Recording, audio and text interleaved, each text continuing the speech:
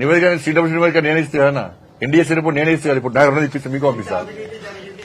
NDSA report CWC report నాకు రెండు మీకు పంపిస్తా. ఈ ప్రభుత్వం దగ్గర ఉన్నాయి. ఏం యాక్షన్ తీసుకున్నది ఇంతకంటే ఇప్పుడు కేంద్ర ప్రభుత్వం ఇచ్చినప్పుడు వాళ్ళు చర్యలు తీసుకుని రిపోర్ట్ ఇచ్చినప్పుడు వాటి మీద చర్యలు తీసుకోక మళ్ళీ ఈ కమిటీ అయింది. మళ్ళా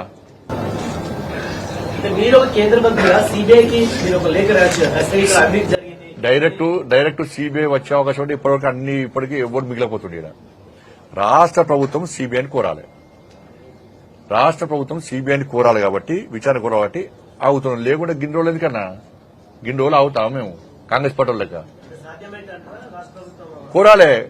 నీతి నిజాయితీ నిబద్దత ఉంటే ఎన్నికల ముందు ఊకదంపుడు ఉపన్యాసాలు వాళ్ళు ఇచ్చిర్రు, గాడిది గుడ్డు చూపెట్టిర్రు. అవి లేకుంటే మీ ప్రభుత్వం కాంగ్రెస్ ప్రభుత్వం గాడిది గుడ్డేం గుర్తుంది వాళ్ళకి. రెండోదేమో క్యాబినెట్ కేసీఆర్ క్యాబినెట్ అంతా ఉంటుంది అన్నారు. ఈ రెండు వర్డ్స్ కూడా ఈ మధ్య ఈటల రాజేందర్ ని ఉద్దేశించి అనుకోవచ్చా? నేను మాట్లాడింది కాళేశ్వరం అవినీతి ప్రాజెక్టు విషయంలోనా. కాళేశ్వరం అవినీతి విషయంలో ఎవరు సమర్థించినా అది తప్పే. ఎందుకంటే మా నరేంద్ర మోడీ గారు, మా అమిత్ షా గారు, మా జేపీ నడ్డా గారు ఎన్నికల సందర్భంగా వచ్చి అనేక సందర్భాల్లో అన్ని ఆధారాలను చూసిన తర్వాతనే ఈ అవినీతి ప్రాజెక్టు ఏటీఎం అన్నారు. కాబట్టి భారతీయ జనతా పార్టీ కార్యకర్తలుగా మా స్టాండ్ ఒకటే. ఈ స్టాండ్ మార్చుకుంటే పోయి వాళ్ళని అడగండి. ఇది కానీ కాళేశ్వరం కానీ రేపు మళ్ళీ పడతాం. ఫోన్ ట్యాపింగ్ బంకించాలి మళ్ళీ పడతాం.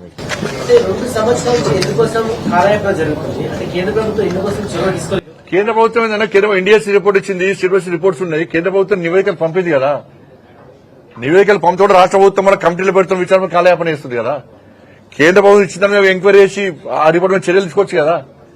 ఎందుకు పక్క పెడుతుంది కేంద్ర ప్రభుత్వం? మరి అది అన్ని ఏం చేస్తారంటే మళ్ళా దీన్ని కౌంటర్ గారు బీఆర్ఎస్ ఇది అదే చెప్పిన కథ మళ్ళీ అది పోతుంది. మందోడు నేర్పాడు. అప్పుడేమో నదులకు నడక నేర్పినా అన్నాడు, ఇప్పుడేమో క్యాబినెట్ అంటున్నాడు.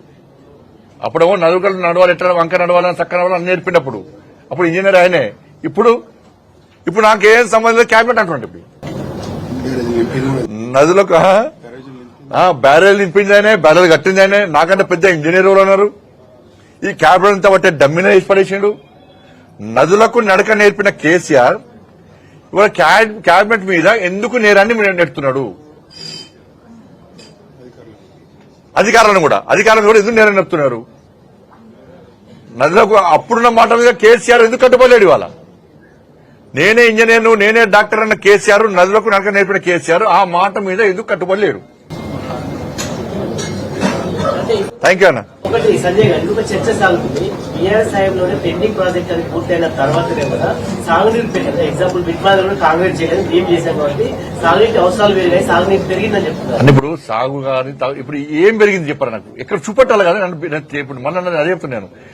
భేదమైతే అప్పటికి ఇప్పుడు తేడా చూపెట్టాలి కదా. ఏం పెరిగింది అంటే పంట దిగుబడి పెరగాలి కదా. ఏం పడుతుంది?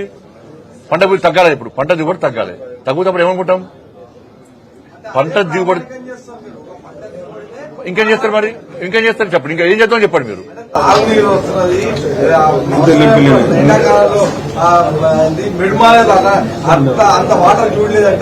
ఇక వర్షాలు వల్లే నీళ్ళు లేవు. అంతకుముందు తాగడానికి లేవు. మరి ఇప్పుడు తాగడానికి మళ్ళీ నీటి కరెంట్ ఎందుకు వచ్చింది మొన్న? అంటే ఒకటి కాళేశ్వరం విషయంలో మీ స్టాండ్ కానీ బీజేపీ స్టాండ్ కానీ ఏముంటుంది? కాంగ్రెస్ ఏం చెప్పబోతున్నారు? మా స్టాండ్ ఒకటే. దీని మీద మీరు విచారణ జరపలేరు. మీ రాహుల్ గాంధీ గారు ఇచ్చిన మాట కూడా మీరు పట్టించుకోరు. లోపాయకార ఒప్పందం కుదిరింది. కేసీఆర్ కుటుంబానికి రక్షణ కోసంగా కాంగ్రెస్ పార్టీ ప్రభుత్వం మారింది. మీతో కాదు కాబట్టి సిబిఐ విచారణ కోరాలని చెప్పి నేను రిక్వెస్ట్ చేస్తున్నాను, డిమాండ్ చేస్తున్నాను. అసలు ప్రభుత్వం ఒకటి, రేవంత్ రెడ్డిని కేసీఆర్ అంతా రక్షణ కవచమే. ఒకటి రక్షణ కేసీఆర్ కుటుంబాన్ని కాపాడడానికే కాంగ్రెస్ పార్టీ ప్రభుత్వం ఏర్పడ్డది. లోపాయకార ఒప్పందం వసంత అంతే సంకీర్ణ ప్రభుత్వమే అది. కానీ అనుకోకుండా కొట్టాడుకునే ప్రజలు నువ్వు కొట్టాడు చేయి, సంయుక్త ప్రభుత్వం నువ్వు కొట్టాడు చేయి, నేను ఏర్పాటు చేస్తా అన్నట్టు.